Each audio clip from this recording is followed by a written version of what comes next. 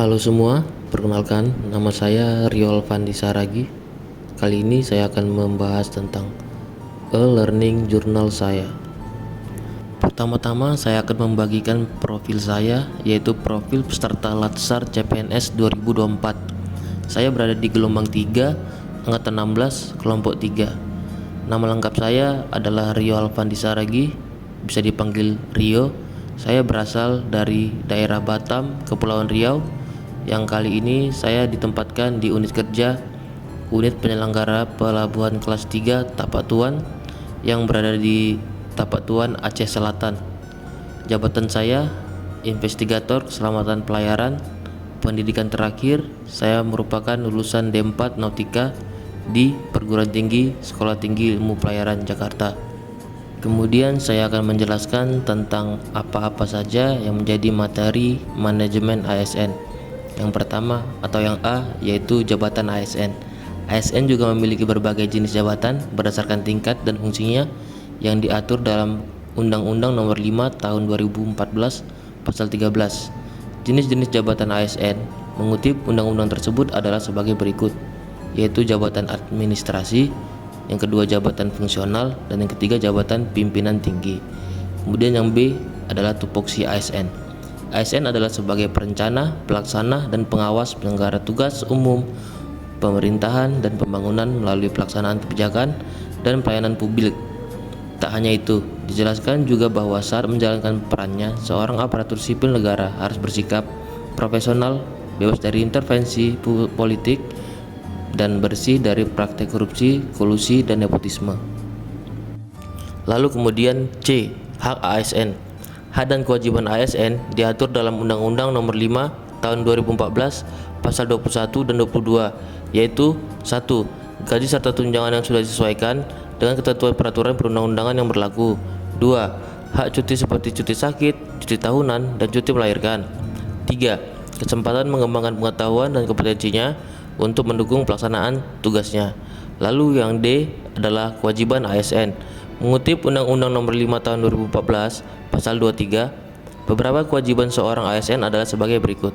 Yang pertama, setia dan taat kepada Pancasila, Undang-Undang Dasar 1945, NKRI, dan pemerintahan yang sah. Kedua, menjaga persatuan dan kesatuan bangsa.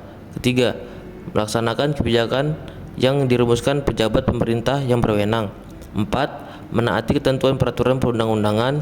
Kelima, melaksanakan tugas kedinasan dengan penuh pengabdian, kejujuran, kesadaran, dan tanggung jawab.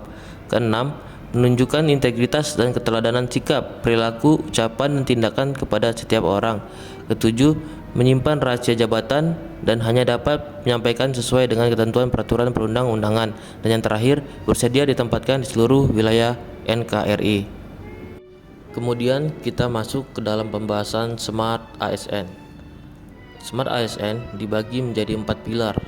Pilar yang pertama adalah digital etik, yaitu kemampuan individu dalam menyadari, mencontohkan, menyesuaikan diri, merasionalkan, mempertimbangkan tata kelola etika digital dalam kehidupan sehari-hari.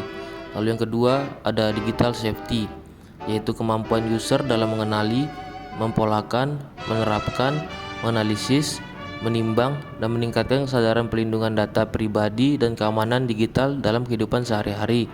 Lalu yang ketiga ada digital culture, yaitu kemampuan individu dalam membaca, menguraikan, membiaskan, memeriksa, dan membangun wawasan kebangsaan, nilai Pancasila, dan Bhinneka Tunggal Ika dalam kehidupan sehari-hari dan digitalisasi kebudayaan melalui pemanfaatan TIK.